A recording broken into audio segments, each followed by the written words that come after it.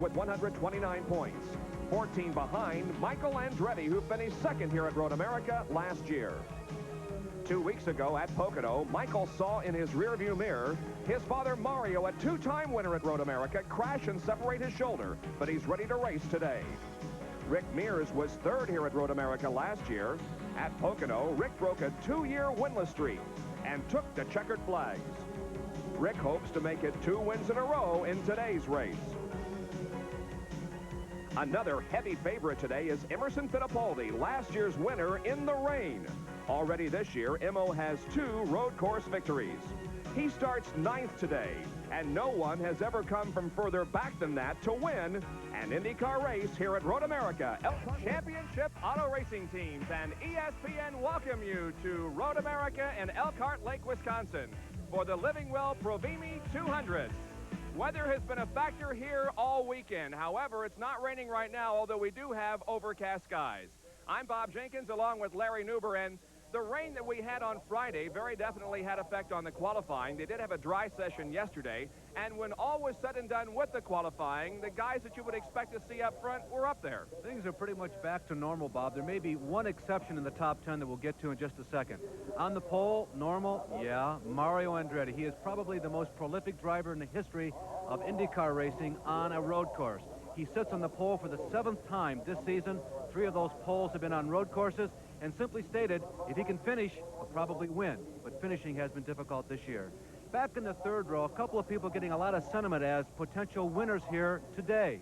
Danny Sullivan will start on the inside of that row. He's been hot recently on road courses with a 2nd and a 4th. He has not won this year. He is flanked by Jeff Brabham. Jeff has never won an IndyCar race, be it a road course or an oval. He has something to prove. He's ride shopping for next season. He would very much like a win. Now that surprise in the top 10, it's Kevin Kogan. Yeah, if this was 1986, it wouldn't be such an eye-opener. Here's the man who almost won last year's Indy 500, back in the top 10, finally. Well, there are some newcomers to the field. As a matter of fact, 2 that have never driven in an IndyCar race before. With more on that, here's Gary Lee, our pit reporter for the afternoon. Thank you, Bob. Larry, good afternoon. We have a stellar field of fresh, young talent. In fact, of the 7 rookies we have here, 2, as you indicate, have never, ever driven an IndyCar before. This is one, Wiley Dellenbach Jr. He is the former Trans Am champion. He is the son of the kart chief steward. But no nepotism here. He has earned his right to be here. He's starting in a Dick Simon car, number 22. Now, just in front of him is the green and white Skull Bandit. Now, just when these guys thought they had only 2 Andrettis to contend with, along comes young John. He is the son of Aldo, the nephew of Mario. He has this ride for the rest of this season and next year. Another driver making only his 2nd start is Didier Tays. He's starting at the back of the pack in his first ride back in the spring at Long Beach. He finished 7th. So I don't ever recall having this many rookies in the starting lineup, and it wouldn't surprise me if one finished in the top 5.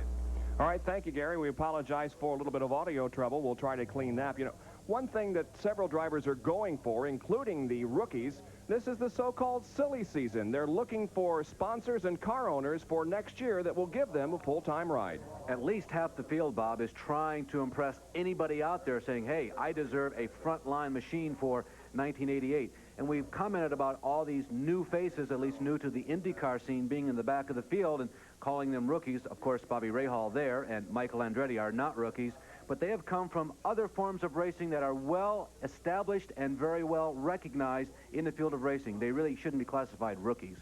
And today's Living Well Provimi 200 is being brought to you by Ford and your Ford dealer. Have you driven a Ford lately? By Busch Beer, the beer with a taste as smooth as its name. By the Goodyear Tire and Rubber Company, no matter how far you go, Goodyear takes you home. And by Quaker State Motor Oil, new Quaker State with QSX keeps your engine cleaner to last longer. 26 cars and drivers are set to go for 200 miles. We'll be back with the starting lineup right after this message.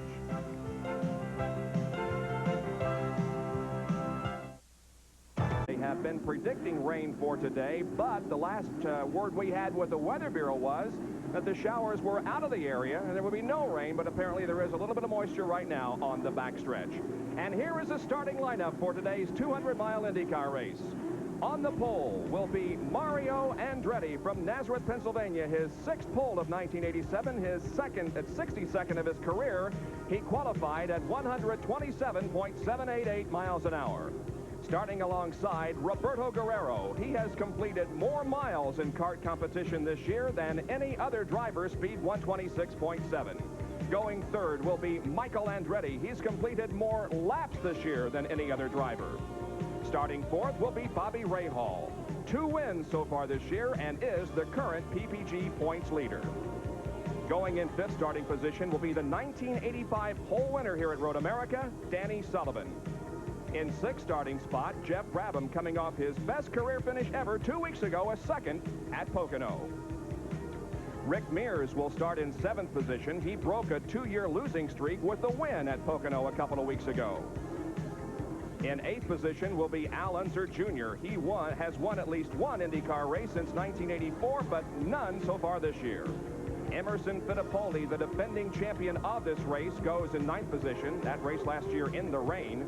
Starting in 10th position is Kevin Kogan, coming off his best finish of the year at Pocono, a 9th. The 11th starter will be Derek Daly. He crashed yesterday in the late practice, but is ready to go today. And starting in 12th spot is Ari Luyendyk. He's 6th in PPG points, the highest among non-race winners. The 13th starter will be Jose Garza. His best career road course finish was here, a 4th in 1982. And starting 14th will be Pancho Carter, making his first road course start since July of 1985.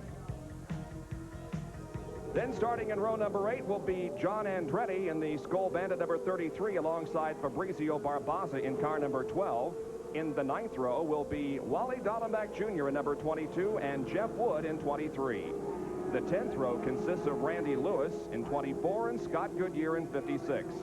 Row number 11, it's number 21, Johnny Rutherford, and number 16, Tony Bettenhausen.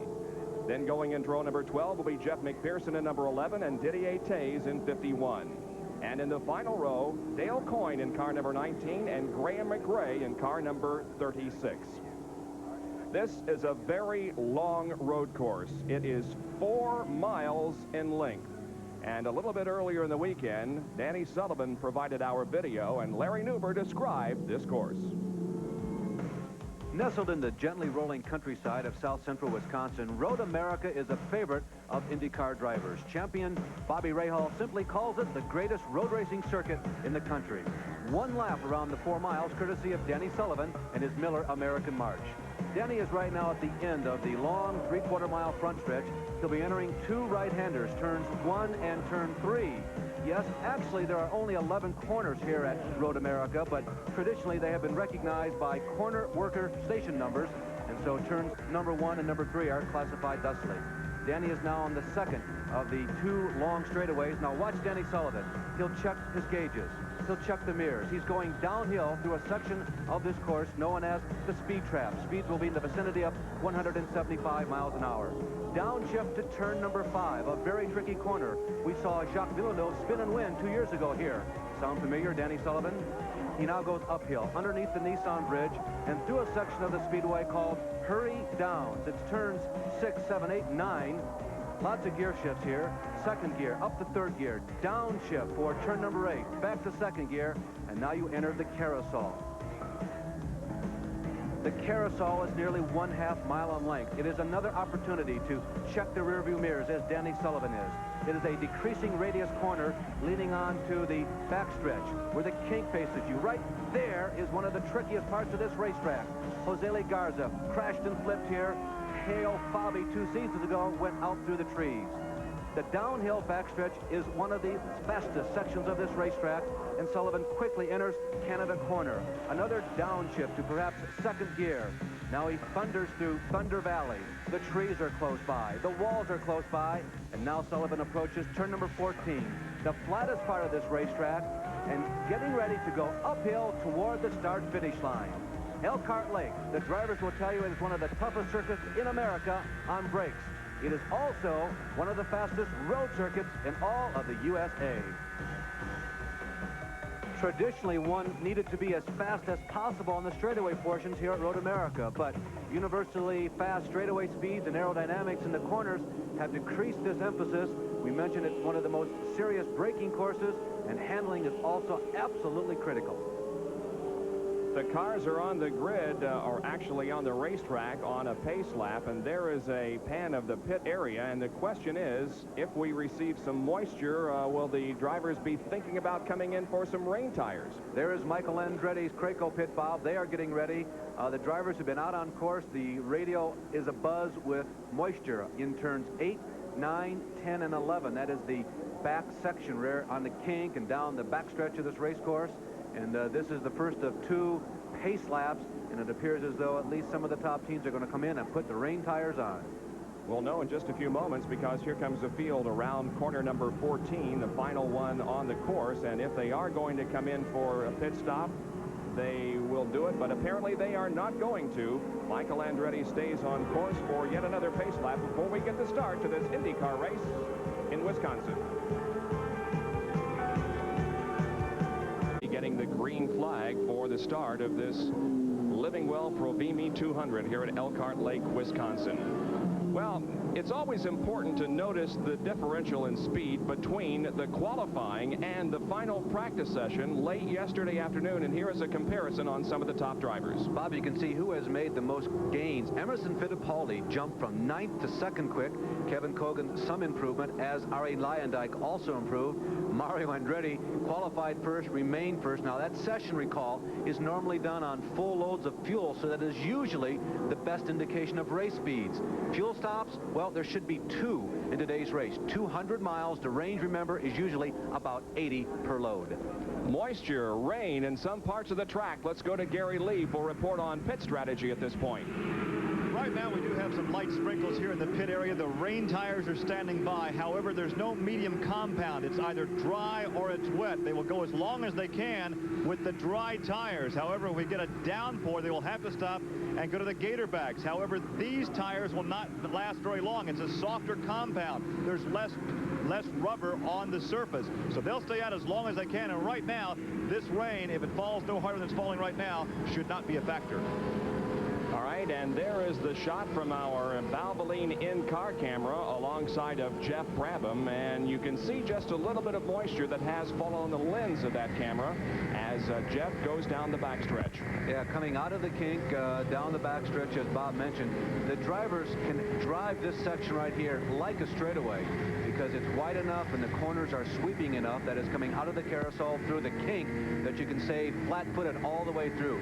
It is a very precarious part of this road course. And we have a second in-car camera that's alongside of Danny Sullivan, as he will be starting this race from the 5th starting position, and you can also see some moisture on the lens of that camera. Well, Sullivan, as Bob mentioned, is starting alongside of Jeff Brabham, so our 2 camera cars have qualified in the 3rd row, side by side, in 5th and 6th. Neither have won this year, recall. Jeff Brabham has never won an IndyCar race. Both, for different reasons, are very hungry for a victory. Danny Sullivan, the Roger Penske crew, they have gone to the March car exclusively this weekend for Danny, so they've had ample opportunity in practice and this weekend here at Road America to try and improve on the performance of the 86C. Down through Thunder Valley, turn number 13. Now the field approaches the 14th corner, the last one. Coming onto the main straightaway now, that's Mario Andretti, flanked by Roberto Guerrero. The field begins to close up just a little. We're anticipating a start of this 50-lap, 200-mile race here at Road America. The field still filing off of corner number 14. Now they come onto the straightaway and begin to pick up speed. We're watching as they come down as to whether they will get a green flag. They do. Nick Spadaro waves the green, and we are racing. Just a little bit of speed before they have to back off and slam on the brakes for this tough right-hander.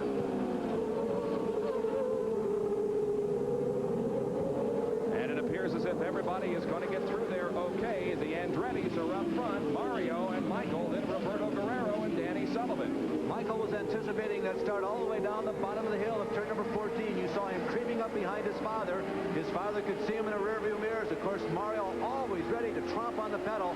As soon as that green flag even begins to flicker, there's Danny Sullivan making a move. Danny Sullivan in the Miller American Buick, and here comes Guerrero back. Guerrero has a line, and Michael spins. Michael spins off course while running second. He's going to lose several positions, but gets back into competition. So Danny Sullivan making a move for third at exactly the same time that Michael Andretti was spinning. And there is Danny Sullivan, who has now moved into second position. He's right behind the leader, Mario Andretti. Great in-car pictures from Danny Sullivan's car. Turn 6, 7, 8 coming up now, 9. This is the carousel.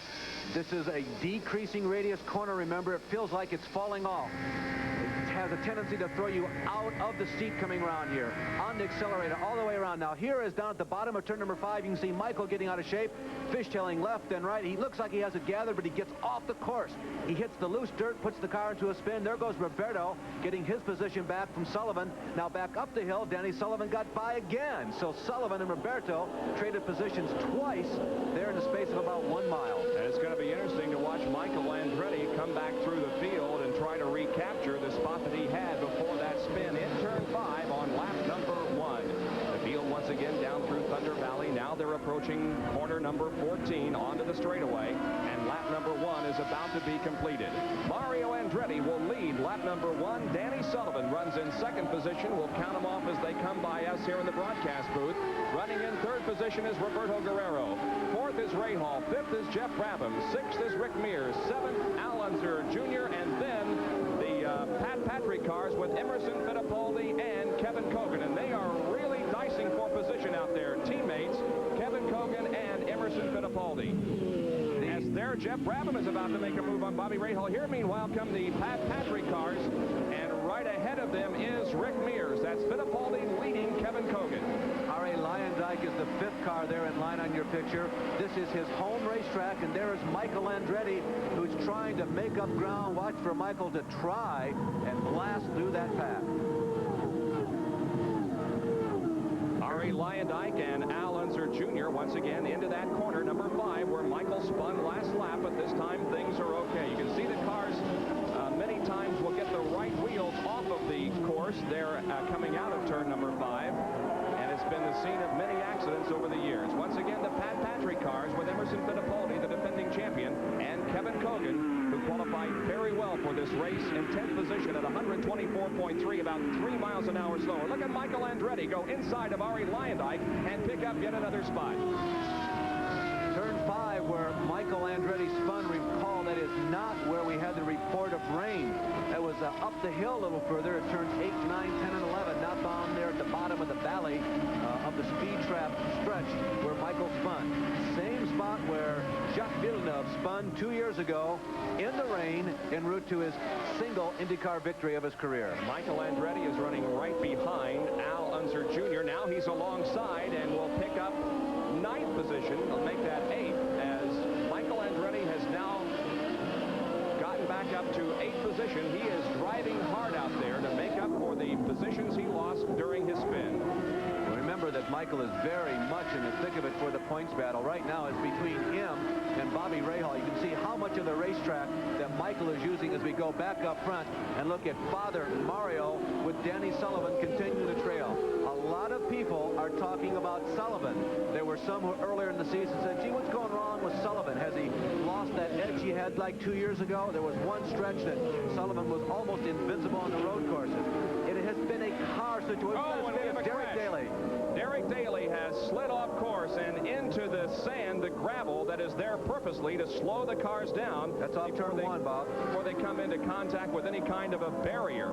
Derek Daly had a similar problem yesterday during the late practice session. He went off course, and now here he is again. And when you get in that sand and gravel, it's almost impossible to get out of. The car is just mired down in it. There is Derek at the end of it after skidding off course. Of course, you get on the wet grass. The grass is wet because, as Bob told you at the top of the show, a lot of rain this weekend. There's just no traction whatsoever. And it's kind of a blind corner all over. Everybody knows it's there. You're going uphill, and all you see is sky for most of the front stretch, and all of a sudden, surprise, there is the 90-degree right-hander, turn number 1. Derek Daly will seek help getting out of the gravel while Mario Andretti leads at Road America in Elkhart Lake, Wisconsin.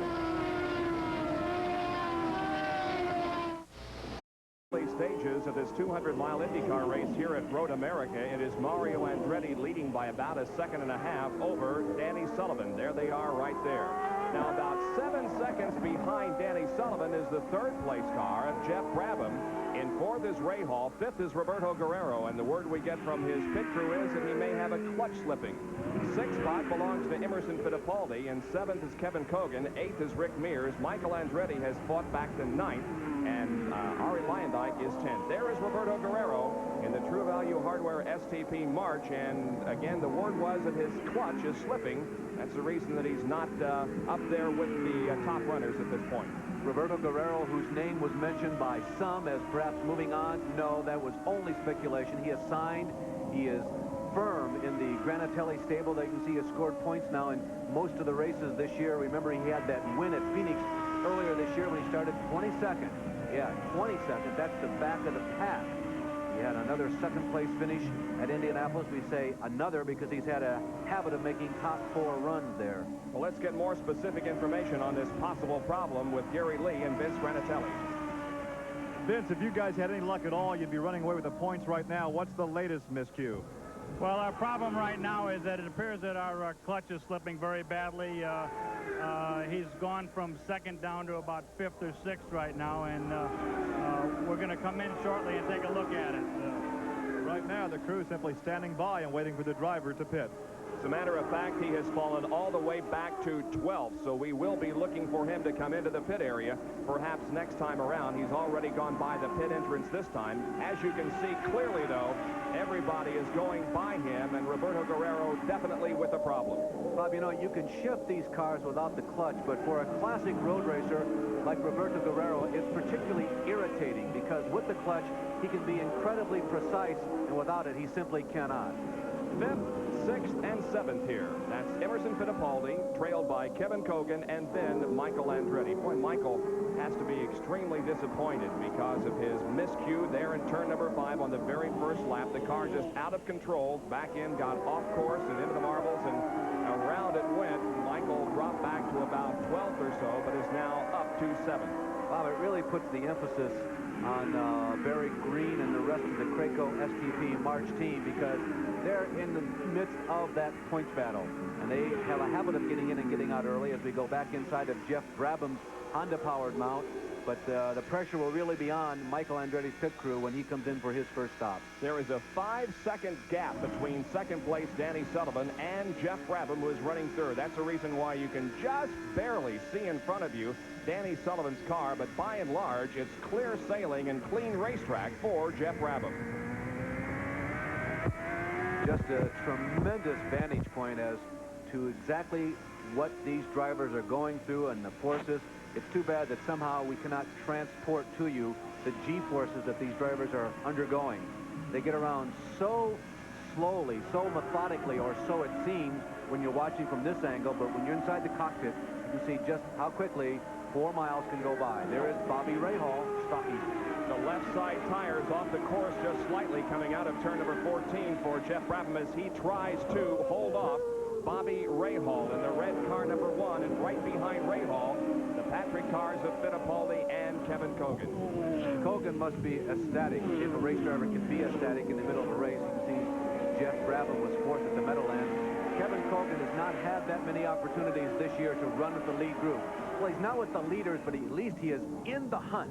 He can see second, third, fourth, fifth. It's right there.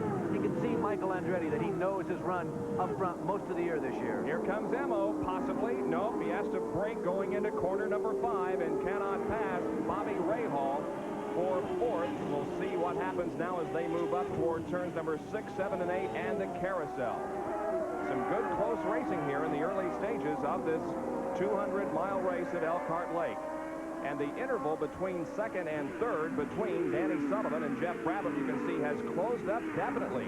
It's like Sullivan may have a problem also. It was about 5 seconds between second and third a few minutes ago, and now it's really closed up to only a few car lengths. Bob, we are shaping up here for a classic for second, third, fourth, and fifth. You can see all those cars in your screen right there are together in the standings, and they are bunching up on the racetrack. And there is Michael Andretti still in pursuit, following Kevin Kogan down the backstretch. Here they come once again, Danny Sullivan, and now that battle between Jeff Brabham and Bobby Rahal. Lots of opportunities to pass on this racetrack. It's a nice, wide race course in many areas, and you do find an ample opportunity to pass. That is Danny Sullivan now right in front of Jeff Brabham a few laps ago when we showed you the in-car. Sullivan was almost out of sight, but now is definitely within the vision of Jeff Brabham. Jeff Brabham, 4 miles, Road America. Uphill, he's well into 5th gear right now. He's accelerating. You see, mostly he sees sky. And here comes Emerson Fittipaldi to the inside of Rahal. Fittipaldi, Rahal is going to hold him off. Emo tried to make the move going into turn number 1, the tight right-hander, but Bobby Rahal, as he has been doing all race long, held off the challenge. But look how closely these cars are running together. And certainly one of the most impressive at this point, the guy we talked about in the opening, Kevin Cogan, may be back.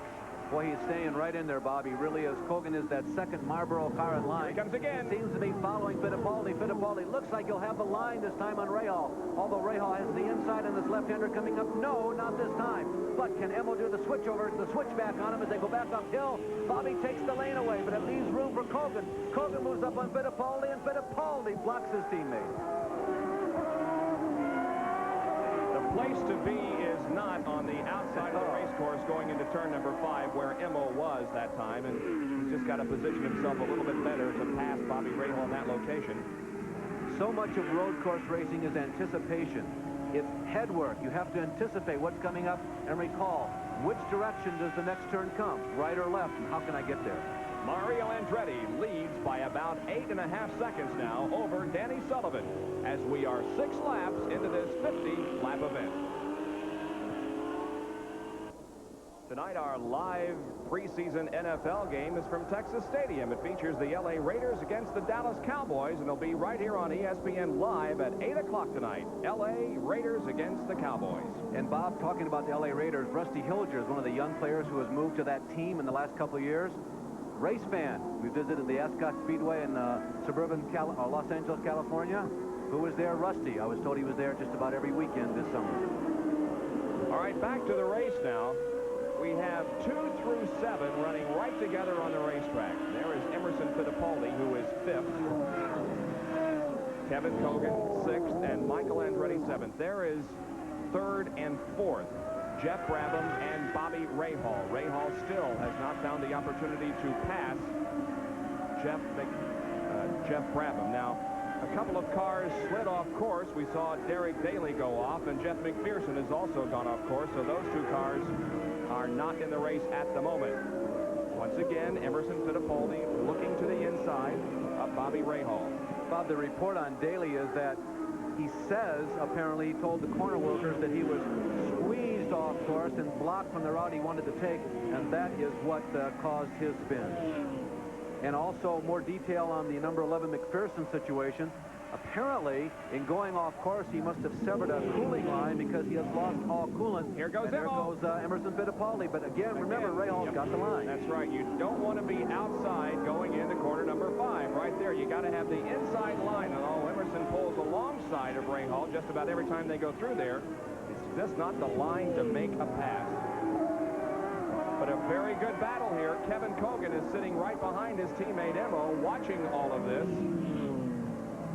And Jeff Brabham is right ahead of Bobby Rahal. Putting a lap on Graham McRae. You know, the cars are only 80 inches wide, but right now Rahal's car must look 160 inches wide to Emerson Fittipaldi as he tries to get around.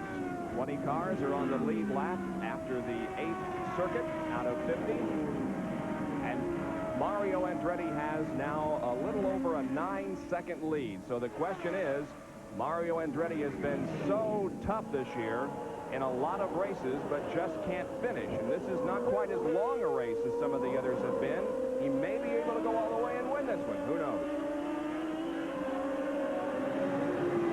Jeff Brabham, then Bobby Rahal, Fittipaldi, there's Cogan, and right behind Cogan is Michael Andretti.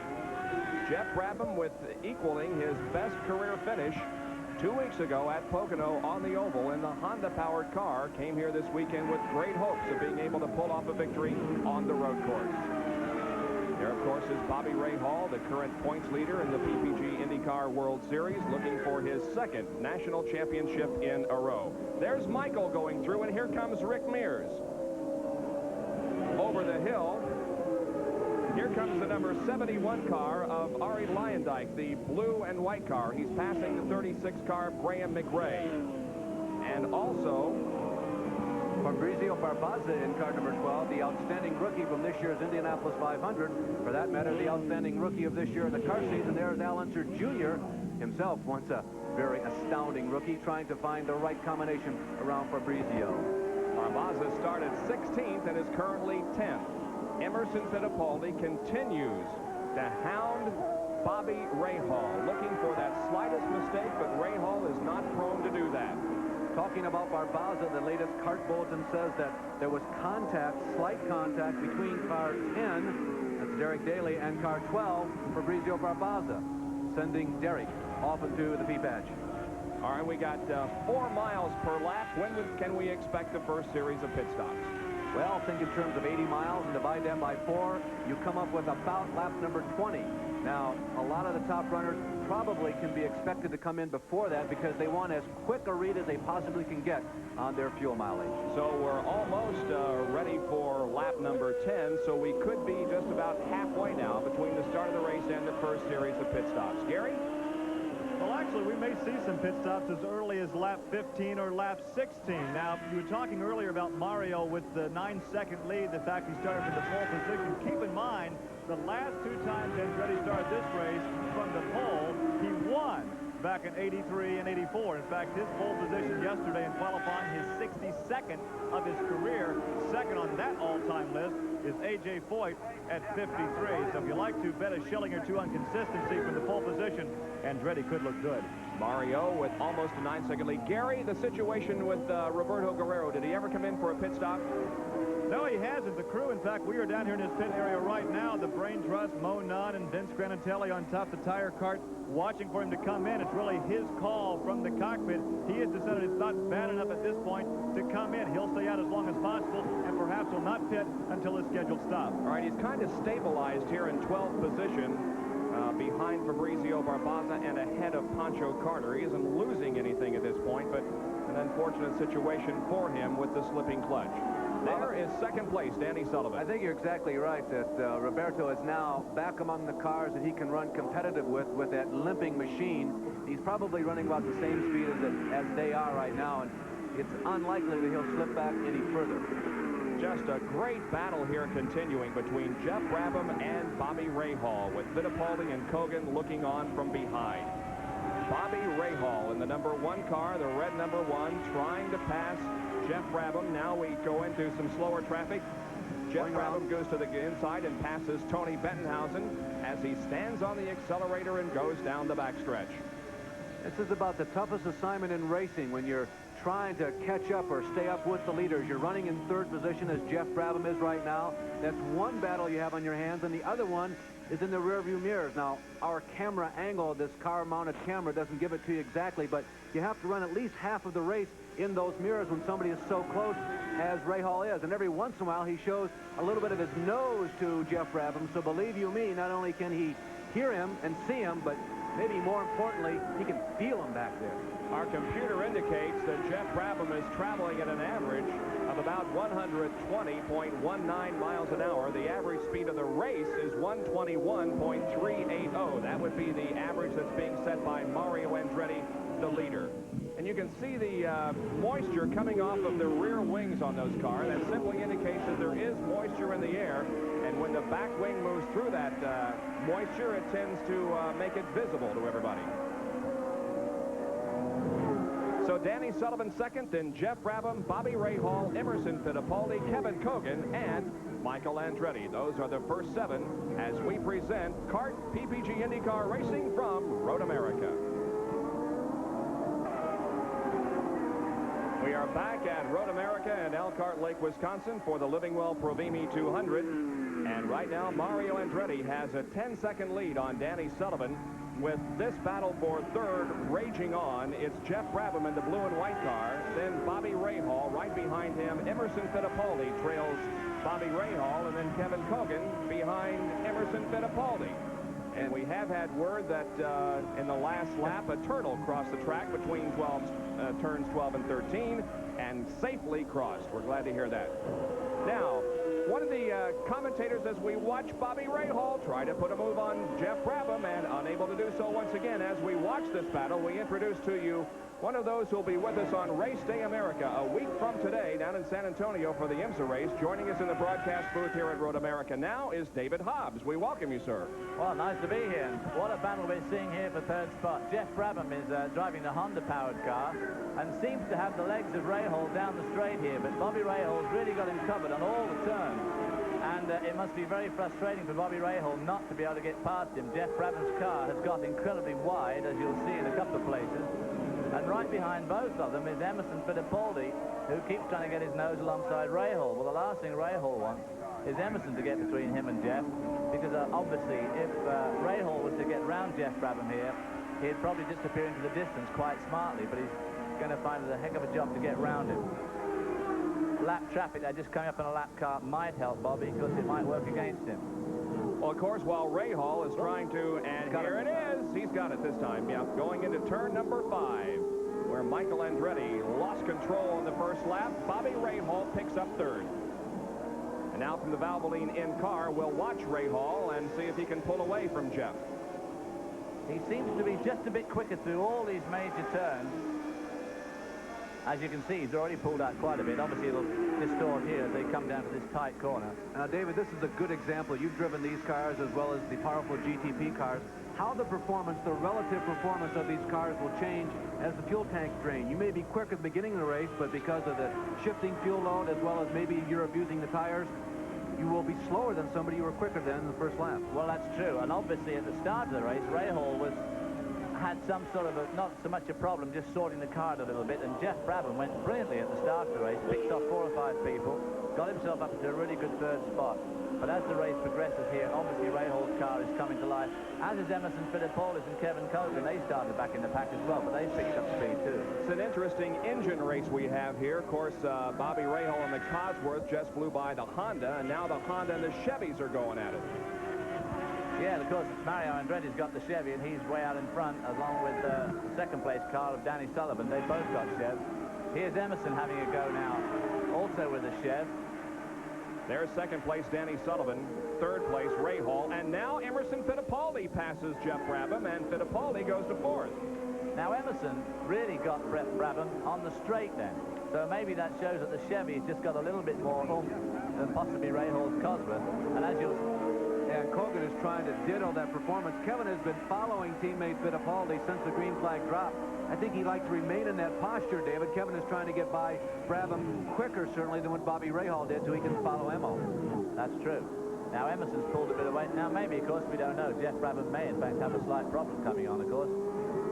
Well, He was using a lot of road, I noticed, and using the edge in a lot of places, so maybe his tires are going off a little bit. Obviously, we don't know that. The aerodynamic setup on this circuit is very critical, because you've got long straights, long fast straights, and relatively slow corners. And you need the aerodynamics to go around the corners, and you don't want it on the straight slowing you up. So it depends where you set your balance as to how you end up in the race. As you can see, the sun is shining brightly now just about all the way around the course. The weather has improved dramatically since the green flag fell, and there was a little bit of moisture on the backstretch where the cars are right now, but bright sunshine is now bathing this Road America. R.A. Lyondike, by the way, was the first among our 12 starters. It seemed like the winner was going to come from the first 12 cars. He was the first among those 12 to pit. He came in on lap number 13. And, David, I would imagine after all the testing they have done since the last couple of races down at Sebring, they were really pointing toward this race. They wanted to do well here in front of their home crowd. Harry Lyondike, of course, coming from Milwaukee, is kind of a local favorite, too. We're watching Kevin Cogan for a possible pit stop. There goes Bobby Rahal in for a stop. It is pit time with 15 laps completed, and there's Kevin Cogan right behind Bobby Rahal. Emerson having got around Brabham, was making big ground on Rahal, so maybe Rahal had some trouble. The word was that Kevin Kogan may have been out of fuel, but he did make it to his pit. Now, keep in mind, if this is an indication, we're likely to find out how fact or fiction it is, but if this is an indication that the top cars, like Rahal and Kogan, can only go 15 laps before they stop, they're going to have to stop 2 more times. Rahal slows down Kogan exiting the pit. Kevin Kogan definitely had the momentum. Kevin Kogan is going to pass Bobby Rahal. Yeah, he had a tremendous amount of momentum build up, and when he came to Rahal, to slam on the brakes, but he passed him coming out. Here is Roberto Guerrero in for a stop. Remember, Gary Lee has reported the clutches slipping on that car. In addition to changing the tires and fueling the car, they may be trying to make an adjustment to it, but he's out rather quickly, and it's going to be a tough job getting out of the pits with Guerrero because of that clutch that is slipping. Finally gets going, though. Yeah, you have to be very, very careful leaving the pits, especially if he's got to do it 2 more times and his clutch is already slipping. I mean, that's the last thing he needs is pit stops. So Roberto Guerrero builds back up speed now as John Andretti, in his first IndyCar race ever, is in the number 33 Skoal car that you have seen Tom Sneva drive throughout the early part of this season, but John Andretti in the car for the very first time. Sneva is another one of those that will be joining us for Race Day America next Sunday. He'll be with Larry and others at Mid-Ohio course. And here is the leader, Mario Andretti, coming in for a pit stop. His comes on lap number 16. John Andretti, by the way, has been signed for 2 years. In case you were wondering, will he be running that 33 car some more? Yeah, I'd say a few more times in the next couple of years. Leader Andretti in. Still too early to tell whether or not these pit stops are too early. Danny Sullivan, who has spent most of this race in second position, he is in, and we have a report as we see Rick Mears come in, getting very close to teammate Sullivan. They may have touched right there. Here comes Andretti exiting. Johnny Rutherford apparently stalled or ran out of gas, moving very slowly out on course. Here comes Danny Sullivan storming out of the pits, trying to maintain his second position. And there is Michael Andretti, who was in 7th when he came in. Of course, dropping back several positions after the spin on lap number 1. But the service completed on the Michael Andretti car. He goes out. Emerson Fittipaldi comes out. So does Rick Mears. And so all of the top runners have made a pit stop. And here comes Kevin Kogan. Bob, one piece of bad news for Kevin Kogan on that last pit stop. He ran over his air hose with his right rear. That is a safety infraction, and our word is that he will be black flagged for a stop-and-go penalty. There is Johnny Rutherford, whom we talked about earlier, was going very slow on course. He is stopped. We believe that is out on the backstretch, perhaps just past the kink and before Canada Corner. You just don't want to do that. Here is Bobby Rahal coming in again. The second stop in as many laps. He has a problem with that Budweiser car. He's raising the visor on the helmet. Very disgusted with what has happened with that race car. Tremendous ramifications in the points battle, David. Michael stayed in it. Absolutely. For Bobby Rahal, this is an absolute disaster. He's only got, what, 12-point lead? If he was to drop out of this race and Michael finishes well up, that could see that whole lead just evaporate. If Michael can finish in the top 12, those are the positions that pay points. Michael is about 10 finishing positions behind Rahal. That means if he can finish second or third in this race, or even fourth, he's almost in a tie with Rahal for the season points. They have the engine cover off the car. They're also working in the side pod on the right side as Bobby Rahal just looks in the mirrors and can do nothing but wait for the service to be completed if it can be fixed. The most frustrating feeling in the world for a race driver. No other sportsman has to suffer this sort of torture, because every other game you play yourself, you play with a team, you don't just sit there while the whole thing just goes behind you. Let's go to Gary Lee, who's right there in the Rahal pit. We're standing right here by Steve Horn. I don't know if Steve is talking on the radio to Bobby or not. Maybe we can talk to Steve and ask him, Steve, what was the indication of the problem? I might have just quit. There you hear it from the team manager. The motor just quit. So right now the drivers are looking at the crew members are looking at the ignition, the spark box. And right now there's a big question mark hanging over car number 1. And there's a big question mark hanging over Didier Tays also, as that car has also stalled, and one would consider the possibility of him also being out of fuel. And Road America is a place that you don't want to run out of fuel. If you're on an oval with high banks or whatever, you can coast to the pits, but when you run out of fuel here at Road America and you're on the back part of the race course, forget it. They're putting the pieces back on the Bobby Rahal car in a possible anticipation of his returning to the race, but it doesn't appear as if there is a whole lot of heated excitement there as the work is continuing on the Bobby Rahal car. So Mario Andretti has made his first pit stop and is still in the lead by about 13 seconds over Danny Sullivan. In Elkhart Lake, Wisconsin, there is Kevin Cogan. He came in for a stop-and-go penalty for running over the air hose, and it appeared as if he just used the opportunity to get the car topped off with fuel. He goes back in competition. Gives him an interesting possibility. We are on lap number 18. Depending on the fuel mileage, maybe he can get by with one more fuel stop now. And it seemed, as we mentioned earlier, as Al Unser Jr. begins to challenge him, they are racing for position. Little Al was behind him at speed on the racetrack. All the leaders came in extremely early, requiring perhaps 2 more fuel stops. Well, maybe Kevin has made one of his others. Kevin Cogan passes Al Unser Jr. and moves into 9th position. He must have passed him, and he came out of the pits right in front of Al, and of course Al thought he'd have a go at him before they got to turn 1. But as you can see, Kevin Cogan's car's got incredibly wide, but not quite wide enough. They go up the hill, and Al Unser Jr. pulls alongside and passes Kevin Cogan. So Jr. moves back to 9th. Kevin's car looks like it's moving around a bit on the road. I wouldn't have thought a quick stop like that would have done anything to the tire temperature or anything, but he certainly is just taking a little bit of time to get back into the rhythm after that quick, even though it was a very quick stop. This is an interesting little complex there, that tight left hand at the top of the hill with this really quick right-hand sweep down to the next really tight left-hander. Back and forth from 2nd and 3rd gear. We'll come back to that in a second. Here's the pit stop summary. As you can see, Mario Andretti came in on lap 16, as did all the other leaders. You can see the relative positions. They all stayed the same. Jeff Brabham was the big loser of that group. Jeff Brabham was the big loser, and Sullivan lost a good bit because right at the end of his stop, Rick Mears, his teammate, pulled in right in front of him to make his pit stop.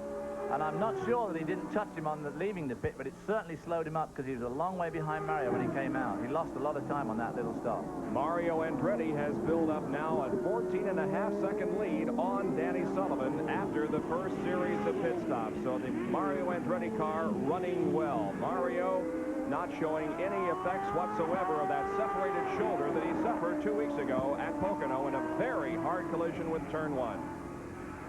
A couple of pit notes about things that have happened in recent moments here. When we saw that shot of Didier Taze sitting silently along the side of the road, David, you and I are both pretty sure that was on the pit ramp, so the people here at Road America did a good job of getting him out of the way. Yeah, he was on the pit ramp. The only trouble is if you're out of fuel and you're on that ramp, it's uphill. It doesn't look very steep on the TV picture. It doesn't look very steep, but it actually is a very steep hill. And one other comment, Rahal dropping out. He was on a skein of 7 races in a row that he finished, so it's most unusual. Oh, Hogan and Al Unser Jr. coming close. Very dodgy there. That's down at turn 5, which is always a favorite place for overtaking. I think there was a little bit of contact there between the two, but no major damage, obviously, as both cars are still up to speed. As you indicated, Bobby Rahal is still sitting in the pit area. He's still in the car, but the car is still being worked on. Here's a replay. Coming down to turn 5, and of course, Al Jr. took the inside line because that's where normally people try to overtake you going down the inside. Cogan tried to be brave, go down the outside, and that wasn't going to work either because Al Jr. shut the door on him fairly substantially there as well. Down to the fastest corner on the track, this right-hand kink.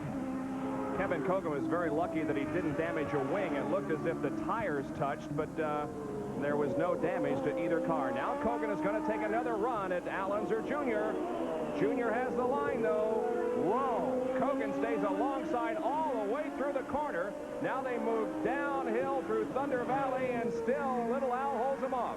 Wow, a great line. I don't know how Cogan pulled that off, David. I don't know either, 'cause he was right on the outside and all the rolled-up rubber and what they call the marbles. It's a slippery part of the track.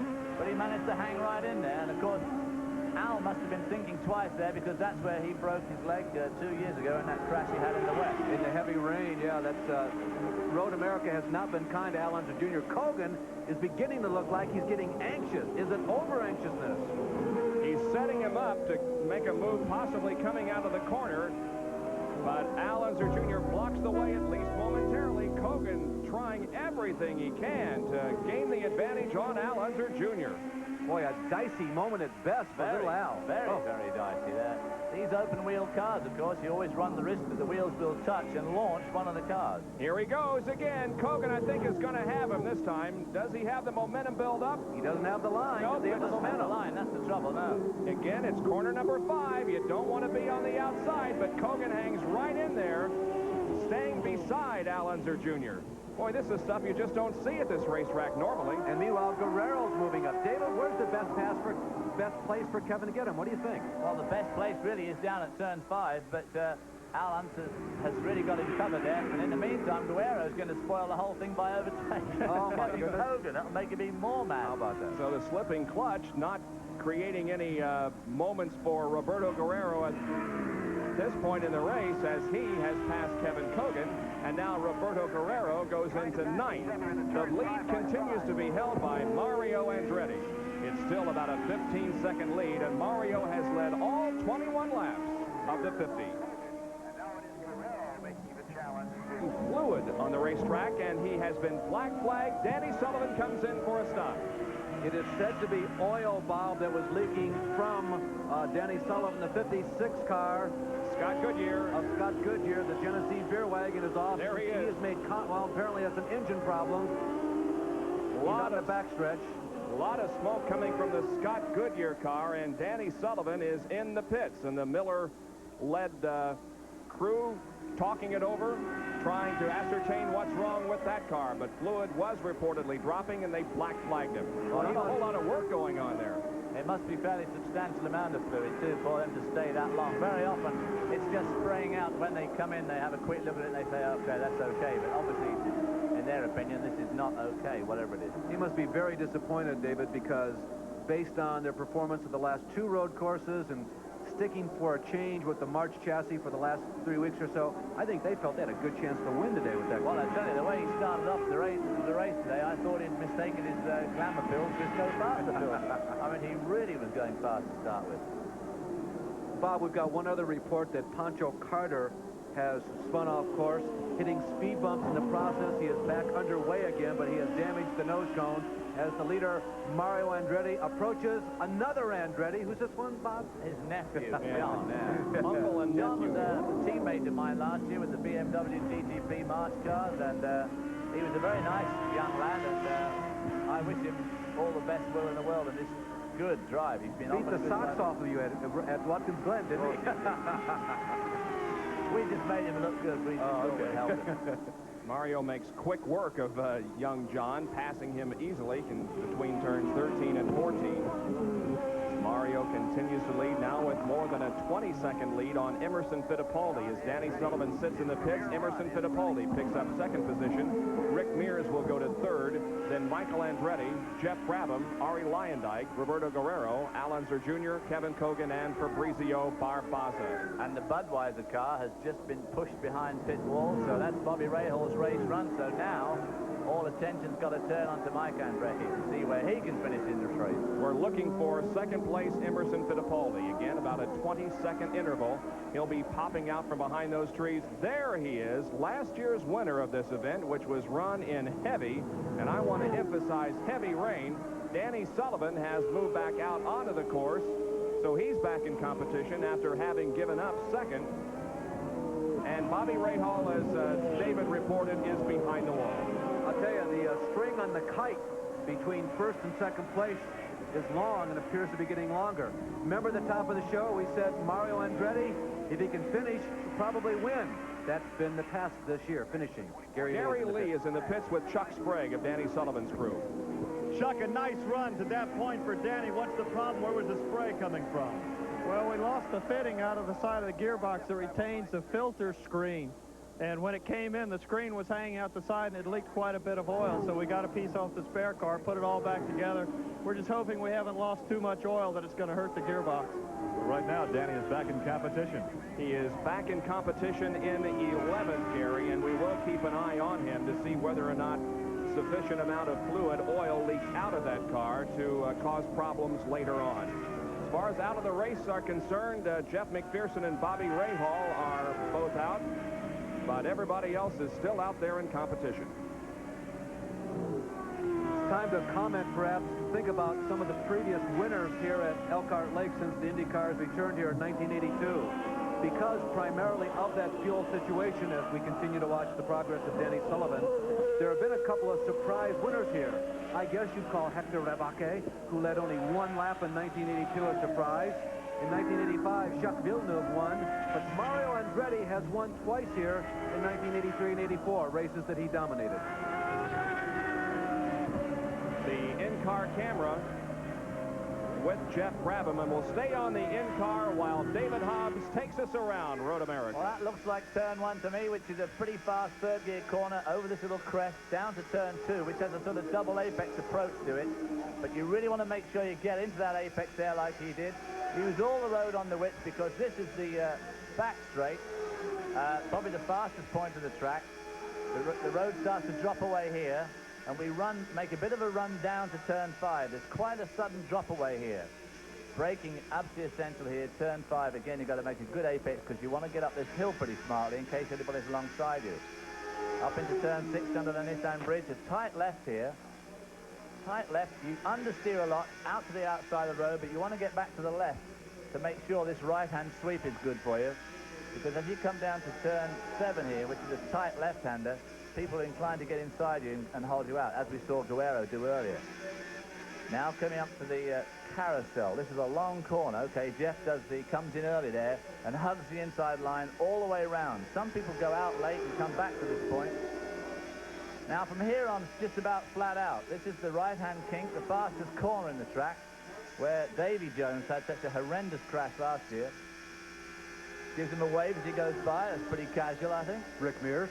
This is the back straight, so-called, Kettle Moraine straight. As you can see, it's not very straight. This is Canada corner, right-hander. Uphill here. The road meanders here, sweeps right, sweeps left.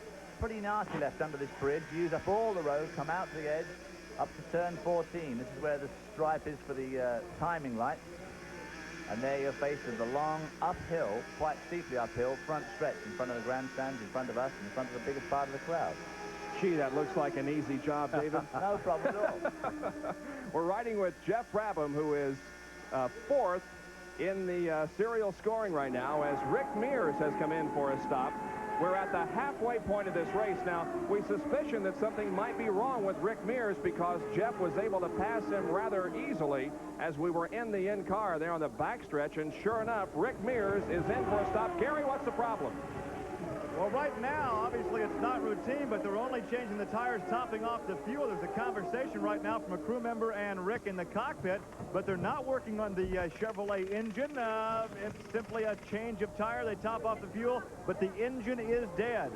The car is now back off the jacks, and now they go to the rear bonnet. They're about to take the bonnet off, so obviously an ignition or an engine problem in car number 8. Tough luck for Roger Penske. Both of his cars in for work in the pit area. There is Bobby Rahal, who has already dropped out of this competition. But Mario Andretti is still very much in command, leading Emerson Fittipaldi and Michael Andretti. Andretti is our leader. We've completed 26 laps, just past the halfway point. And here is our Napa mid-race recap. At the halfway point, Andretti was the leader. He had led all 25 circuits, and the margin over Emerson Fittipaldi was 18.31 seconds. We have 10 cars on the lead lap, only one leader, and 20 cars remain in competition. Cars out of the race include Derek Daly, Jeff McPherson, Johnny Rutherford, Scott Goodyear. Also dropping out, Graham McRae, and the most recent, Bobby Rahal. Well, let's go down to Gary Lee, who is in the pit area, with a conversation with Derek Daly. Well, here is our sometimes ESPN colleague, and we talked earlier today about how long you wanted to stay out there, maybe talk to me in Victory Lane, and obviously it's a wide racetrack, but at some point it can get very, very narrow. What happened? Early in the race, the second lap, I got involved in some, what I can only term a stupid driving so early in the race by Barbatza. He made a mistake coming off the last turn, and up the straight I was a lot quicker than he was, and he blocked me along the straight, so I went outside him, and I don't think he even saw me there because he just drove me right off the track before we even got into the braking area. You mentioned a conversation with Wally. Obviously, you mean Wally Dallenbach, the chief steward. Did you go to him and complain about some rough driving? I did, because the Rainer Garage Door team comes here and puts on a very professional effort, and we, I suppose, expect other teams to do the same thing, and to do such an unprofessional thing so early in the race. A track like this, I would expect something like that in the last lap of the race, not on the second lap. So I felt it was necessary to tell Wally, who basically controls what the drivers do, because it's a dangerous situation to put other drivers into, to have stuff like that going on the track. All right, there you have it. Confrontation early and a very disappointed Derek Daly. Derek and others will be at Mid-Ohio Sports Car Course next Sunday, and it'll be part of our ESPN Race Day America. This is the best battle on the racetrack. Michael Andretti is third, Jeff Brabham fourth. And they're having a pretty good old go together, and they also just whistled past Rick Mears, so whatever they did to Rick Mears' car at the pit obviously didn't do a heck of a lot for it, unfortunately, for Rick. Rick has dropped back to 11th and, of course, did lose a lap when he came in for the extra stop. You know, we talked about the significance as Jeff Brabham, dirt tracks out of, what are we up to, about turn number 6 there? The significance of Bobby Rahal dropping out. Well, right now, Michael Andretti is running in third position despite that first lap spin. Should he finish in third position in this race, the points deadlock, 129 each. There's a Valvoline race cam once again with Jeff Brabham as he is chasing Michael Andretti, and Michael now opening up a little bit of racetrack between himself and Jeff in fourth. Going down that curvy back straight again, just Michael looks like a bit of a dot in the horizon in the race cam, but he's actually a lot quicker and closer than he looks, because they're both basically in that corner together. But obviously, it doesn't matter how far they are in front. As long as they're in front, it's getting around them that's the big problem. David, going down that backstretch section of the course through what is known as the kink, it weaves back and forth, and you're going about 160, 170 miles an hour. It must seem infinitely narrow. It seems very narrow. Of course, it's very wooded down there. And especially in IMSA racing, the Camel GT racing, which I'm more familiar with, you have a lot more traffic than these guys have got to contend with, and you have all sorts of medium-speed cars meandering down that back Closing straight. speed. Yeah, Oh. taking up a lot of road. But these guys obviously have the tracks themselves, but it's a difficult place to pass down there. And there is Tony Bettenhausen, who has spun off course. Pretty difficult to tell whether he has made contact, but at least he is off of the racetrack. Tony Bettenhausen in the number 16. I'm not sure, but I think that's that's down out the kink, isn't it? Yeah, down toward Canada Corner. Bad place Between the to be. kink and Canada Corner, yeah. Oh, no, it's before the kink. Yeah, it's a very fast part of the road to go losing it. Mario Andretti flashing by, continuing to lead. Comment about Tony Bettenhausen's crew chief for this week. How many of you out there remember 1964 and the great crash at Indianapolis, and a driver getting out of his car and stumbling to the infield amidst flames? Ronnie Duman? Well, his son lives about 50 yards from the site of that crash just across Georgetown Road. His son, Rick, chief mechanic this weekend on Tony Bettenhausen's machine. All right. Andretti completes the 29th lap and still has about a 16-second lead over Emerson Fittipaldi. We'll be right back. Andretti leads and Emerson Fittipaldi is second. This battle between Michael Andretti and Jeff Brabham is for third place. And it has been a great race in the last few laps as Jeff Brabham once again turning in an excellent performance just like he did on the 2.5-mile trioval at Pocono a couple of weeks ago. Yeah, and a couple of pit notes as we watch this battle. We'll keep you updated on this. Kevin Cogan has sputtered. Well, I don't know if he sputtered. It looked like it was dead. Here comes Jeff Brabham. No. This time, no. Kevin Cogan, as we were commenting, is out of the race. He pulled off at turn number 5. The Super B champion of 1986, Didier Tays, running his second IndyCar race of his career. He is out with clutch problems, and the problem with Rick Mears, in case you missed it, a gear shift lever broke off. That was the reason for the long pit stop of Rick Mears. Something you can do with around here is a gear shift lever. If you haven't got one, it makes life very boring. It's rather difficult to maneuver, particularly up there 7, 8, 9, and 10. And Absolutely, yeah. 30 laps have been completed. We should be seeing the second series of pit stops within the next 2 or 3 laps. There is Roberto Guerrero, and don't forget he has a clutch problem, and it's difficult for him to get that car rolling after it stops. With some help from crew members, he is rolling again, and Guerrero becomes the first to make a second pit stop as we watch Michael Andretti and Jeff Brabham still battling for third. A couple of comments about the pit stops. Again, we'll watch this battle. Everybody's going 15 or 16 laps, it seems. If somebody could just stretch it to lap number 35, we are up to lap 31 right now. They might be able to go the distance on one more stop, but if they come in before lap 35, everybody's got to stop again. How about the Honda engine? Well, what lap did Jeff pit the first time round? Well, 16, I believe. Let's see. Jeff Brabham came in on lap 16, Bob. You're absolutely right. So if he could get like one more lap out of it this time, 17 laps up to lap 33, theoretically, he could go the distance, getting 17 laps out of a tank. Of course, that first pit stop is what tells you your real exact fuel consumption for the race on race day and in race conditions. So who knows? You might be able to squeeze another lap. He's just lost a little bit of ground there to Mike Andretti. Andretti may have run out of fuel. Just at the pit entrance, he was going too fast to come into the pits, and Michael Andretti is slowing on the racetrack. It's too early to say whether he ran out of fuel, but one would think that. Well, there's your expert commentator just saying that Jeff Brabham had lost a bit of ground to Mike Andretti, and now Mike has lost it all. So the crew comes to retrieve him. Now, one comment, Bob and David. Michael has the advantage of being like the second pit from the end right here, so he does not have to go all the way down the hill. He's only got to back up 2 pits in order to get back to his pit. Yeah, I'm not sure what the kart rule is on a thing like this. Are they allowed to push you back down pit lane, or...? We're checking with John Evenson, the Director of Public Relations, who is with us here. Now, the crew can run up to Michael and pull him back, correct? Okay, and Pancho Carter is off course. Now, the ruling on Michael is, as we look at Pancho, some front end damage. Yeah, there is some. Remember, he had gone off course earlier before, got a curb. That was the cause of that. The track crew will pull Michael Andretti back to the very end of pit road where Michael's crew is waiting for him. Michael's crew will then take over. They can back the car back into the pits, refuel. If that is indeed the problem, then shove Michael off. Okay. Gary Lee is there. Well, at first we thought they were going to push him on into the paddock area, but they pushed on back the car in reverse, now being pushed back to the individual Craco pit area. The crew now will go to work on the car once in that area. And the speculation, well, what? Did he run out of fuel? A mechanical problem? At this point, we don't know. We'll move from our vantage point here toward the pit exit back to the Michael Andretti pit.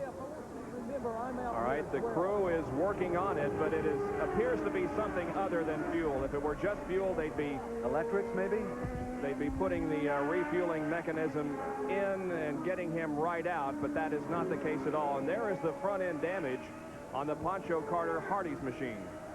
Of course, that's one thing about kart cars and Camel GTP cars is that unlike NASCAR, those good old boys, you can't just go using the grass at will because these cars are so low, the ground clearance is so low that you really just stick your neck out if you ever get off the track. I suppose the only person here who's breathing a sigh of relief at the sight of Michael Andretti in the pits, of course, is Bobby Rahal, who might now come out of the motorhome and give us an interview. His whole afternoon would have changed, wouldn't it? Yes, There's it would. Mario continuing to lead and passing slower cars out there, Randy Lewis, and 32 laps have been completed, and we should see Andretti and the others coming in very shortly for a pit stop. Once again, let's go to Gary. We have repositioned our vantage point now to directly about 5 feet away from the Craco number 18 car. They are changing the spark box. It is in the right side pod of this March. So apparently that was the problem, the spark box. They're changing that. We understand, though, Michael's dad, Mario, is making his second pit stop, so we'll move down there to call that one. Mario is coming in. His pit just ahead of son Michael's. Crew going to work. It looks like a routine pit stop as tires are being changed on the left side and the right side, and fuel is being pumped into the car. The clock is ticking at 9, 10, 11 seconds. Fuel still going in, and there is Emerson Fittipaldi, who is running second, who may have run out of fuel. Everybody seems to be stretching it. Well, I guess I shouldn't say that. It wasn't fuel, Michael Andretti, but certainly Emo appears to have stretched it just a little too far. Looked like the bottom of that ramp going uphill to the pits. It was a 19-second stop for Mario Andretti. He's back out. Michael is also back in the race. Here comes Jeff Brabham, second place, in for what should be, well, possibly his final stop. This is lap number 33. Let's note a couple of things. Remember how difficult it's been for the Haas-Newman team with Mario at the wheel to finish races? Is Brabham poised for his first win ever in his career? Mario looks very strong today, but he looks strong in Indianapolis, too. Jeff, in a hurry to get out. Has he stalled it? I think he must have stalled it. They're pushing the car to get it restarted. It's fired. And he's going again. Raises the hand in... Thanks, guys. Yeah. Flips down the visor and begins to pick up speed as he goes down pit road. Jeff Brabham out back onto the racetrack.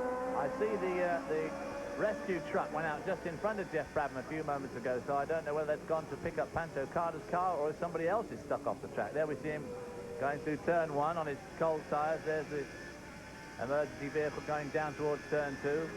Jeff just be a little bit off the pace on his first lap as he warms up his new set of tires. There we see Emerson Fittipaldi. You can see how hot his tires are with all that junk that's been picked up on the tires and the grass there. And it's not the bottom of the pit ramp. Speculation, Bob and David. Listen to this. Mario pitted on lap 16. His second pit stop was lap 33, meaning he got 17 laps out of it. We are 17 laps from the finish. He will go all the way. If he's unchallenged, he might stop. And little Al there, something's happened to his back wing there, or the fence on the end of the wing. He'd have to stop and have that fixed. Al Unser Jr. is third. You can see the damage there in the rear wing on the left side, flapping in the breeze as he comes around. Mario Andretti had the better pit stop of Jeff Brabham. Even with the stall, Jeff Brabham came in and out of the pits in about 20 seconds, and Mario had a 19.3 second pit stop. Al Unser Jr. looking for his first win of 1987. Back to the Andretti situation as we watch little Al, David. What do you think? Will Mario try to go the distance, try and eke 17 laps out of this last load? Well, I guess they'll find out just how much fuel they put in on that particular stop. If he's got the lead he's got now, I would have thought he'd be safer to stop. A real quick stop. But any stop is always dangerous, of course. Mario Andretti leads now over Jeff Brabham. Al Unser Jr. Roberto Guerrero has come back to fourth despite a clutch problem, and Ari Luyendyk is running fifth as we're live in Elkhart Lake, Wisconsin.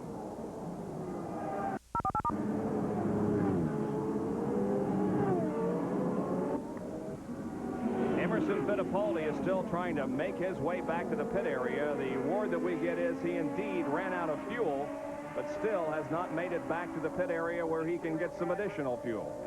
David, you know, I think a casual race fan out there has got to wonder, how can that happen to a professional race team after they've had one pit stop? How can you miscalculate and run out at Elkhart? Well, I don't know. It's one of those things that always baffled me as a driver on the odd occasions that I have run out of fuel. It is obviously incredibly frustrating. But they must have just miscalculated the amount of fuel they put in and the way it was running. Unless it used more fuel when the sun came out, it was a bit warmer suddenly, and could have been breaking loose a little more and using up just a little more ounces every lap.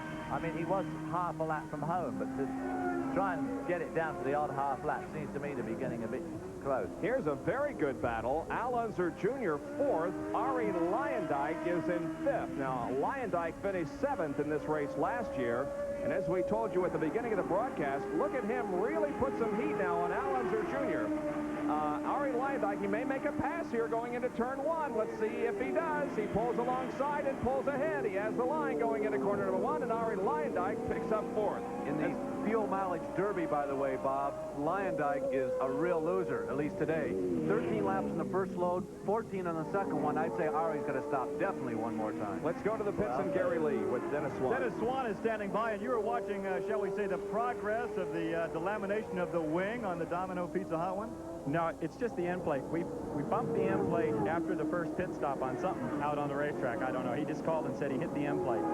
And we've been watching it, and it was fine. And then the second pit stop, it got a little hot because it was bent in, and so it's delaminated. But the way the wing's constructed, all that'll happen is the bottom of the end plate will come off. The wing won't come apart. So no major concern? No, as long as they don't stop us. We just hope they don't stop us. It looks a little hairy. So you see it, your hopeful cart doesn't. Right. Exactly. All right, There is the word from Dennis Swan on the rear wing of Al Unser Jr. Ari Lyondike 6th in points and the highest in points among the non-winners. He's right now in 4th. Now we review the most recent pit stops. You can see Mario Andretti holding his lead coming in on lap 33, as did 3rd and 4th places Brabham and Unser Jr. Jeff Brabham, despite the stall, held on to 2nd position. Al Unser Jr. lost 1 position on the grid on his lap pit stop. And Roberto Guerrero, stopping on lap 30, seems early. He comes out in 3rd position. Now, as far as the Vassar stats are concerned, you can see the time that it took the driver to come into the pit area and to get out of the pit area, and then the time that it took the crew to complete the work on the car. Look at what Neil Mickelwright and the Doug Shearson crew did for Al Unser Jr. They served that car in only 7.7 seconds. Little Al got in and out great. In under 18 seconds, they only spent 25 seconds in the pits. As you can see, he went into the pits in 4th, came out in 5th position. Now, Jeff Brabham's situation, he came in 3rd and went out 2nd. That was helped by the fact that Emerson Fittipaldi, in the meantime, ran out of fuel, and Jeff picked up the position for that reason. I tell you, the stats in that particular instance, though, they're a bit misleading because Al was the most efficient one in and out, but he still lost the position. It's a matter of timing. When you choose to come in, what is the relative positions of the people in front of you and behind you, and he, despite executing a near-perfect pit stop, he still lost 1 position. Yes, that's pretty depressing. Yes, it is. I mean, yeah, but it was an incredible pit stop compared to everybody else. Yes. There you get a nice view at that long lens, which really shows how even the middle straight is not the least bit straight here. As he comes down to turn 5, down that last little downhill ramp. And we go one side, and once again inside Jeff Brabham's car with the Valvoline race cam. Jeff is in 2nd position, about 55 seconds behind Mario Andretti, almost a full lap. Behind him is Roberto Guerrero, and that's quite a story in the race, as Roberto has been plagued almost all race long with clutch problems. He dropped all the way back to, I believe, 14th at one point, but has come back and is on the lead lap, but in 3rd place. David, the Gallus team and Jeff Brabham as a driver, they are doing what you have to do to win. The last couple of months, they have constantly been putting themselves in what you racers call a position to win. It's going to happen. Well, hopefully for Jeff it will happen. Obviously, I'm sure he's hoping sooner rather than later. And with poor old Mario Andretti's finishing record this year, I'd be very happy if I was where Jeff is just right now. I'd hate to see Mario lose another race like he's lost some races this year when he's been absolutely in total command like he is today. But there's Jeff Brabham in a very good 2nd position, and that car is going well. There's Roberto Guerrero, who's lying 3rd, and in fact, I think he's catching Jeff Brabham up. Obviously, Guerrero's slipping clutch is no longer slipping. He couldn't be catching up with Jeff Brabham and still suffering any sort of mechanical malady. And right behind him is, was that Al Unser Jr. we saw coming to that corner? I believe it was Wally Donovan Jr. Yeah, it was Wally, and right between Roberto and the 2nd running Jeff Brabham is another one of the rookies who entered here this week, John Andretti. John Andretti being shown in 8th place at the moment, so he's having a fairly good debut in IndyCar racing. But it's all in the hands of Mario Andretti as we have completed 38 laps at Road America. There on the right of your screen tells the story for Michael Andretti. It has been a tough day for him. A spin on the very first lap. He came into the pits with an electrical problem, having stalled the car here on the main straightaway, and now he sits hopelessly just off of turn number 5. Michael Andretti, who finished 2nd here last year, is going to be out of the race. And Emerson Fittipaldi has been walking a long time. That car apparently ran out of fuel, and he's been walking back to the pit area for several minutes now. Still hasn't gotten there. Hope he has his jungle juice with him. At one stage, they had the emergency truck pulled his car away. I thought they were going to pull it back to the pits. Apparently they don't. They just pull it out of harm's way, do they? It seemed to get some power there momentarily, and then it coasted to a stop again. So there we see old Mario Andretti in the Newman Haas Lola. The Lola seems to be the chassis of the year. Him and Ray Hall are you know, the hot runners. And there's no doubt about it. I was watching this car the other day during the practice, that it looks amazingly good. It turns in better than most of the others. It takes the bumps better. Not that Elkhart Lake has got many bumps, but it certainly looks a pretty satisfactory package to me to drive, and Mario is putting it to good use. The 1987 Lola is much closer, matter of fact, almost a carbon copy to the Marches of 1987 than in 86. There seemed to be a bigger difference even in the appearance of the two cars last year, but this year even the specs are just about the same. Gary has caught up with Bobby Rahal, who exited this race a long time ago. Bobby, obviously it had some ramifications perhaps on the point standings for the championship, but now we understand that Michael Andretti's also out. It's I don't know, it's you want to be able to fight out on the track together, not have the championship decided by people dropping out. But you know, it was unfortunate for us, and it's unfortunate for him. We'll just have to we'll have round 2 at Mid-Ohio, I guess. What put you out? I think the ignition pickup in the front of the engine. It was running beautifully and being conservative with the fuel, and all of a sudden it just started misfiring very badly, and I thought it might be fuel. He fueled it up, and that wasn't it, and obviously something more that can be replaced in the pits. There's always a smile on Bobby's face when he mentions Mid-Ohio, because he knows that track as well as anybody. We'll see you next Sunday there. I'll be there. All right, now he's on his way on the scooter, Bobby Rahal. That, of course, a part of Race Day America, a week from today, auto racing extravaganza here on ESPN. Mario Andretti's completed 40 laps. It's a fast racetrack at Road America, and you also need brakes.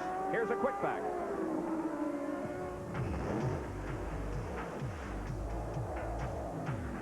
Quick Facts are brought to you by New Quaker State with QSX. Keeps your engine cleaner to last longer. At the length of 4 miles, Elkhart Lake is by far the longest race course the Indy cars contest an event on. It's very fast, but it has some very tight, slow turns, which is very taxing on the brakes. It's imperative to keep the brakes cool. Now, in the world of high-tech motorsports, the principle here is very simple. We use air scoops, both front and rear. It collects the air, directs it down to the rotors, and keeps the brakes cool.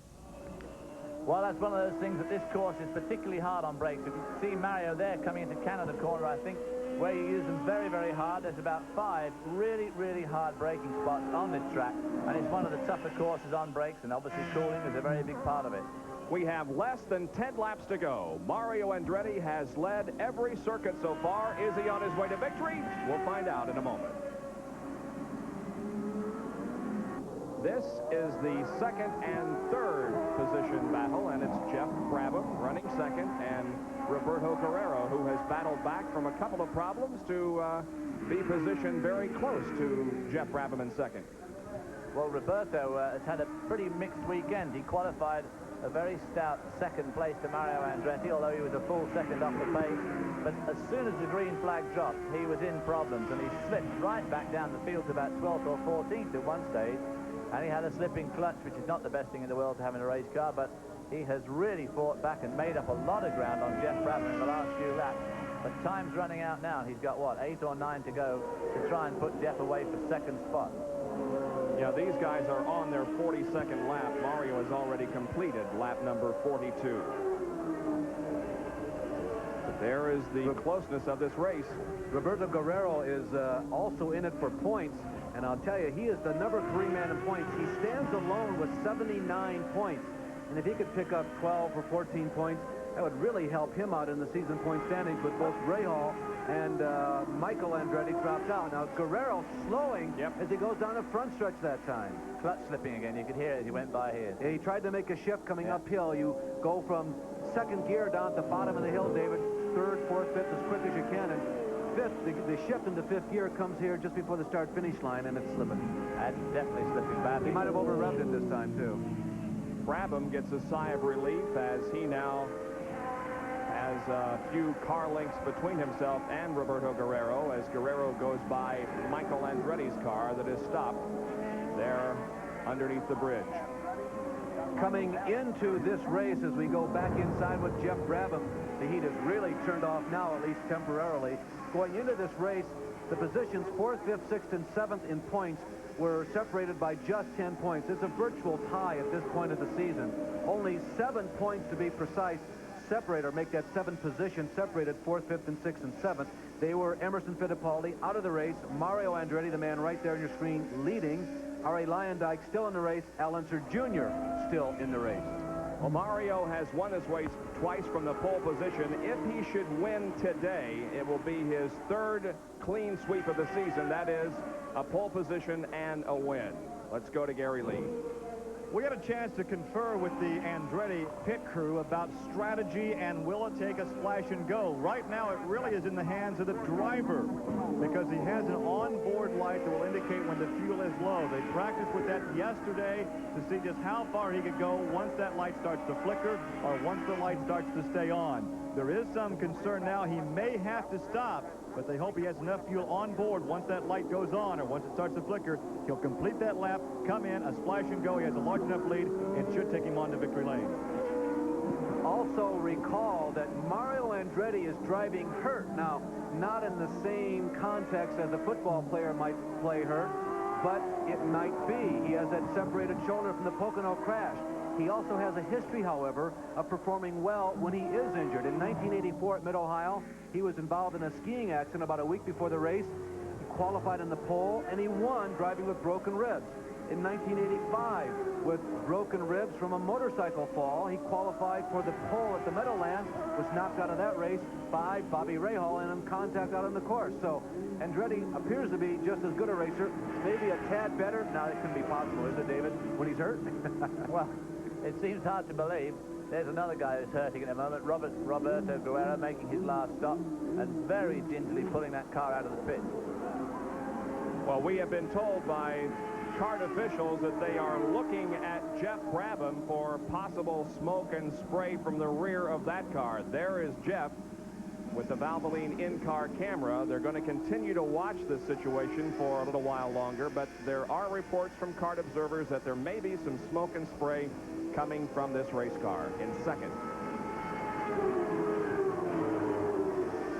The 4 miles of Road America. The top of the show, we told you that Bobby Rahal calls this simply the greatest road racing circuit in the country.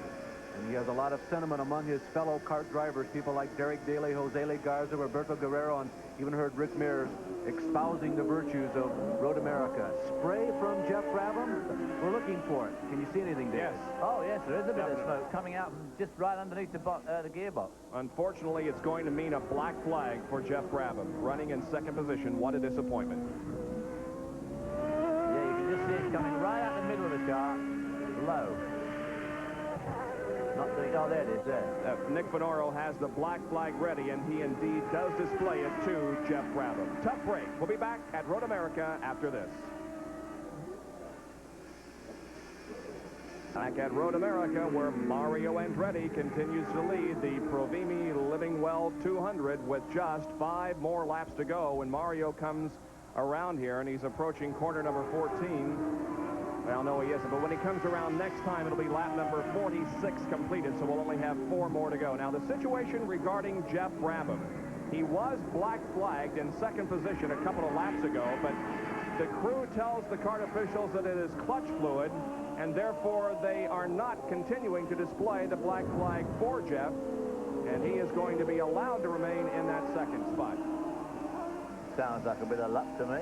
Yes, it does indeed. Doesn't look like clutch fluid from here. Interesting, David. The 2 people running first and second in this race, no one knows for certain, particularly in the case of Jeff Brabham, where they are going to go next year. A lot of speculation about Mario, but let me underscore one thing.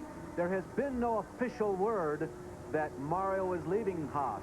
And as far as the public stance that Mario has, he himself has never implied that he would be leaving publicly. So there's a lot of speculation as to what might be going on as far as Mario's destination for 1988. Well, Mario's destination and the speculation changed rather abruptly when Nigel Bennett, who was his crew chief, or not his crew chief, but one of the engineers on the Newman Haas team, was going to go and set up business on his own with another engineer, and then, of course, in the end, Nigel Bennett is now going to go and work for Roger Penske. So that takes a player out of that equation. So maybe the thing will just remain as an absolute status quo. But, of course, Jeff Brabham is another thing. I don't know where he's going to go. Yeah, there are a couple of other people that, you know, have been in the news. There was all the talk about Danny Sullivan. Everybody said, well, Sullivan is talking to a lot of teams. He must be going somewhere. Not true. He signed He signed for a long-term contract, so he will be with Penske and Miller. Raul Boesel is getting a lot of attention in the kart pits. A lot of people seem to be interested in Raul's services for next year. He's been racing in Europe and winning this year. We mentioned earlier in this broadcast that Mike Curb signed John Andretti for 2 years. And for me, the biggest lightning that has struck so far in the last month, and I kind of grin when I think about it, was Rick Gallis signing Al Unser Jr. All that talk about where he might be going and all the exotic places he might end up, and what's he do? He signs and goes back home. Goes back home, and of course puts Jeff McPherson and Jeff Brabham out of the drive, because that's going to be a one-car team. And so that puts 2 drivers on the open market there, and I believe that Kevin Cogan is not going to be driving for the Marlboro car anymore, as Emerson Fittipaldi's team, the Patrick team, decided to go to a one-car effort also. And at Indianapolis this week, enter a new player into the game, James Garner. Yes, Hollywood's James Garner, with Larry Cahill, will be fielding a new Indianapolis car for next year. Seems to be a little question as to whether or not that will be for Indianapolis only, as we watch Al Unser Jr. still flapping his wing. If that will be for Indianapolis only or for the entire season, no word as to who the driver might be. So Al Unser Jr. is still in 3rd spot and on the same lap as Mario Andretti, but a considerable distance behind. There's Al Unser Jr. with the flapping wing, but creating no problems whatsoever for Al Unser Jr. Ari Lyondike, who is right behind Mario Andretti, is 4th. Danny Sullivan 5th, followed by Guerrero, Barboza, John Andretti, Jose Legarza, and Rick Mears. Now, just to clarify something that I said a little bit earlier, this will be Mario Andretti's 2nd clean sweep of the year. His only other one besides this one, should he win, it will be his 2nd clean sweep. His other one at Long Beach. This will be the 3rd by a pole sitter in kart competition this year. Bob, I think Andretti's planning on going the distance. He has definitely cooled his jets. Oh, he's slowed up a lot. He passed Ari about 5 laps ago. Pulled away a little bit, but then obviously decided to pull the plug a little bit, slowed up quite a bit. Ari caught him up, and I guess Mario's just hoping that Larry lets him go. I mean, the best thing he could do is get him out of the way, because it's horrible having him hovering around behind him. If he was planning on stopping, he'd be at full song, trying to get as much of a lead as he could, and then duck into the pits for a quick splash. He's staying out. Of course, the worst thing that can happen is that having slowed up like this, lost a lot of ground to Jeff Brabham. Then his little light comes on with 2 laps to go. Then he's really going to be wondering now, should I stop now? Now I'm only sort of 30 seconds in front instead of a minute, which he was not long ago. Well, let's continue to watch this, because this race is not over by any means. 47 laps completed, but the question is, will there be a fuel problem with some of these top runners? Right now, Mario has about a 47-second lead on Jeff Brabham, so he could come in for a stop without losing the lead theoretically, but he may not have to. Andretti, as far as points, he had, by the way, 63 going into this weekend's competition. He got the 1 point for the pole, so should he get 20 points for the win here, his total would be 85 and put him into 4th position. Picking up a total of 22 points today. He'd still be some 40 points behind leader Rahal, but darn sight better than it was going into today's race. Absolutely, yes. If Mario wins, it'll be his 49th career victory and his 20th on a road course. The white flag is coming up, and Andretti is coming into the pits. No, I thought that was the pit road he was going up. He was going so slow, and it was an uphill section of the course. At least it appeared, the camera made it look that way. But it's Andretti out nursing his Lola around. Unquestionably, though, the car is not running nearly as fast as it was a while ago. Mario's just taking it easy out there. Once again, in 2nd position is Jeff Brabham. Jeff Brabham is coming through turn 1, as we've just seen. Mario's going to turn 6. He's about 42 seconds behind. So there is, you know, I mean, Mario could come in the pits if he wanted to on this, which will be his last. This is his... And Mario could go around about half as fast as normal and still probably just eke out a victory over Jeff Brabham. This would be Mario Andretti's 20th road race win in his IndyCar career. Tied for 3rd place, by the way, make that 2nd place, is the legendary Ralph De Palma and Earl Cooper and Bobby Rahal. 2 names in the first half of the century, and the contemporary professor, Bobby Rahal. The 3 of them have 10 wins apiece. Al Unser Jr. is in the top 10 of all-time wins on an Indianapolis car road course. He has 4, and that ties him for 9th officially. And there we we see Al Jr. going to turn one. He's a long way down on the leader. He must be getting on for 3/4 of a lap. Here is Mario. Let's go to Gary Lee quickly. We understand there are 4 gallons of fuel on the pit side tank. They are ready for him to stop. Tyler Alexander called Billy Camphausen over and said, can I have enough guys to push him? But apparently he's gone on by the pit entrance. He's going to stay out. White flag is falling for Mario Andretti. This is his final lap around. Does he have enough fuel to go the entire distance? Don't go away. Well, we commented after a second pit stop, David, that if they're calculating just right, they stopped after having gone 17 laps. There were 17 laps to go in the race. Now, Mario seems to have saved a significant amount of fuel the last 3 laps, so it should be a cakewalk. I think generally his last stint, the last 17 laps, were run at a less fierce pace than that middle 17 anyway, so he should have saved quite a bit of fuel, and if he could do 17 laps for his second stop, he certainly should be able to do it. 18 on this stop. Yeah. Now, we should be able to see his red light on at that location, and we did not, so I think he's probably got enough to go here. He better have. Dale Point is still in the race. Yeah, through turns 6, 7, 8, 9, and 10. Shifting up and down the second and third gear. There's Jeff Brabham, the runner-up car. No fuel light there in the Honda-powered Lola of Jeff Brabham. He checks the mirrors coming down past the speed trap. Jeff Brabham in one of the fastest parts of this racetrack. 175-mile-an-hour plus speeds right there. Progress on Mario Andretti right now going around the carousel, going past the very dangerous kink coming up here. It's a right-hander. He squeezes through. You can see the skid marks. It's almost like looking at Teo Fabi 3 years ago going out through the trees. Or Davy Jones last year, the BMW GT prototype, had a horrendous crash there. Now in Canada corner, and just a few more. It's one of the things about this track, of course, is so many tracks, if you get to this stage here, for instance, you're going to be able to coast home. But it's the one thing, of course, at Road America's Elkhart Lake that you absolutely cannot do because it's a very steep hill, which he's just about to climb. But it doesn't look as if he's going to have to. He's full power. Here he comes uphill. Mario Andretti raises both hands and takes the checkered flag to win the Livingwell Provimi 200. Mario Andretti has a clean sweep here this weekend, picking up 22 PPG points and putting himself in 4th position in the point standings, just 2 behind Roberto Guerrero. Jeff Brabham running in 2nd position. Let's see if he is able to make it to the finish line. We go back inside the car with the Valvoline race cam. Coming through Thunder Valley, turns 12, 13, and 14. 14 is flat, as David told you, uphill. Jeff Brabham is looking for his second straight second-place finish. Following Pancho Carter, Pancho moves over, just goes to the right side of the road. Second place coming up for the second race in a row for Jeff Brabham. There's the crew, not necessarily all that happy. They would like to have seen Jeff 1 position higher as the winner, but nevertheless, they'll take it. 3rd unofficially is going to be Al Unser Jr., Ari Lyondike 4th, and Danny Sullivan 5th. John Andretti, a fine debut in IndyCar racing, is shown in 6th at the moment. 7th, Fabrizio Barbaza. 8th, Roberto Guerrero. 9th, Rick Mears. And 10th, Jose Legarza. David, will go back to the very top of our show as we pick up progress on Al Unser Jr. picking up a 3rd-place finish. Another one of the people who's got a shot, an outside shot at points, so the 3rd-place finish will hold him in pretty good stead. Those 14 points add to the 51 he's already collected. Mario Andretti, we said at the top of the show, if he finishes, he'll probably win. Well, you're right. Yeah, case in point, eh?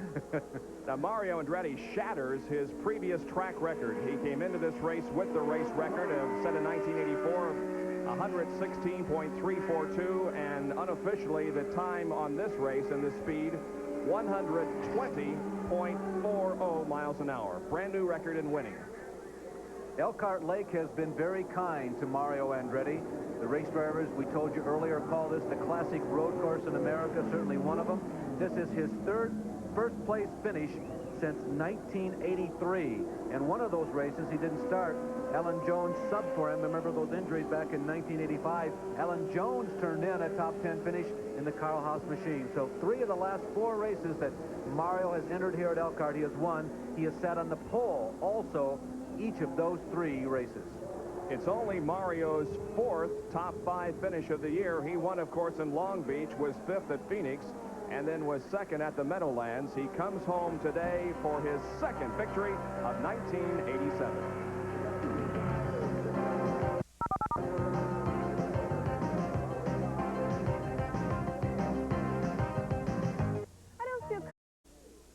Well, Mario Andretti registers his 2nd win of the season. Let's go to Victory Lane and Gary Lee. Mario, congratulations, but I feel right now you'd probably just as soon go to the motor home and rest just a bit. You're hurting right now. I'm all right.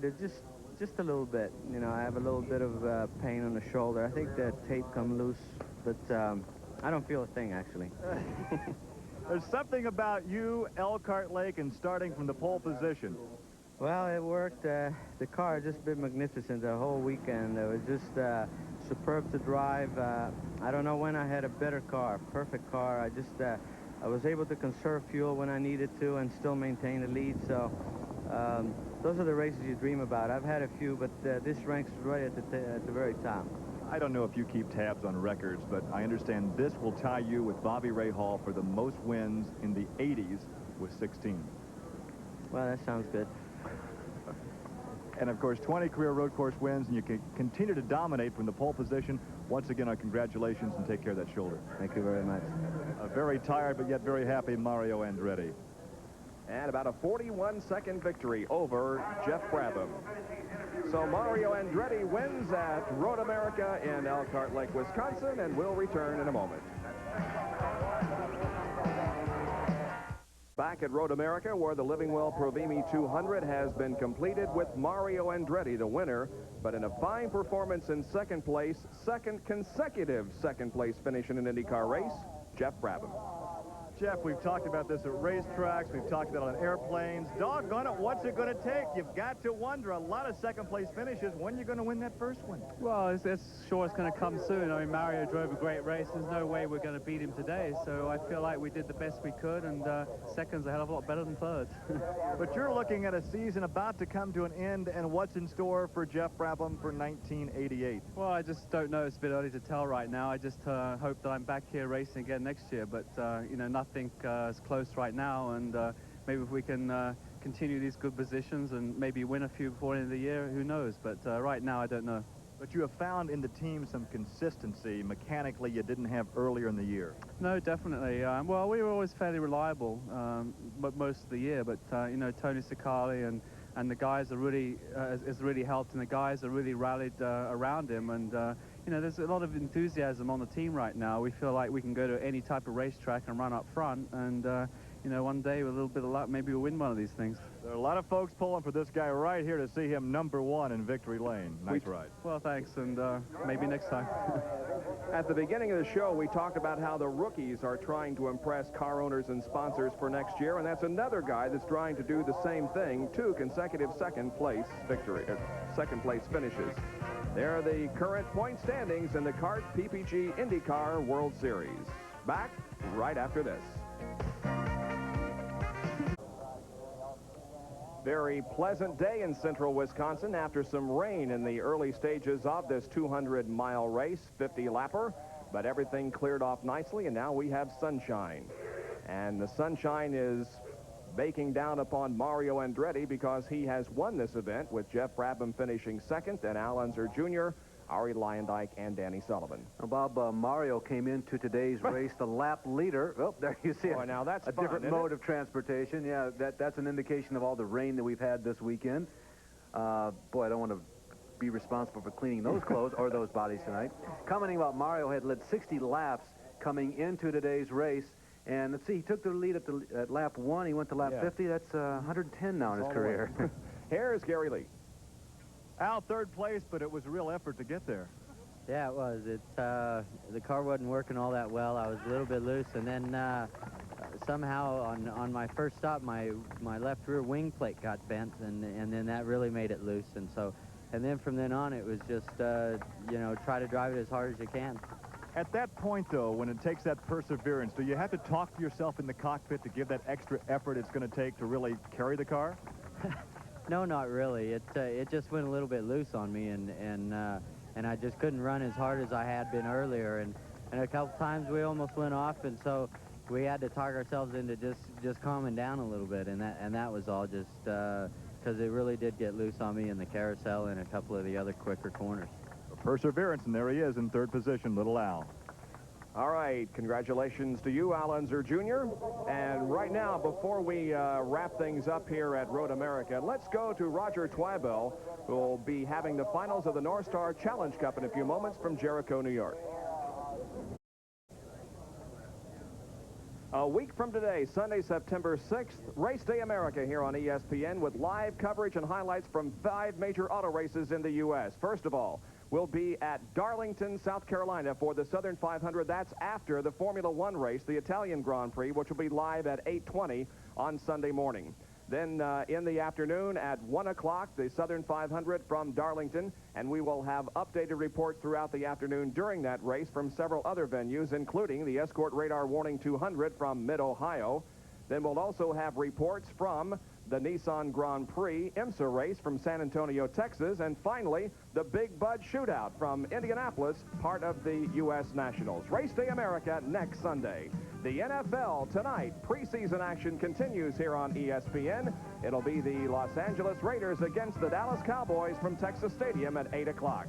Today's Living Well Provimi 200 has been brought to you by the Robert Bosch Corporation, makers of Bosch Platinum, the ultimate spark plug. By Quaker State Motor Oil. New Quaker State with QSX keeps your engine cleaner.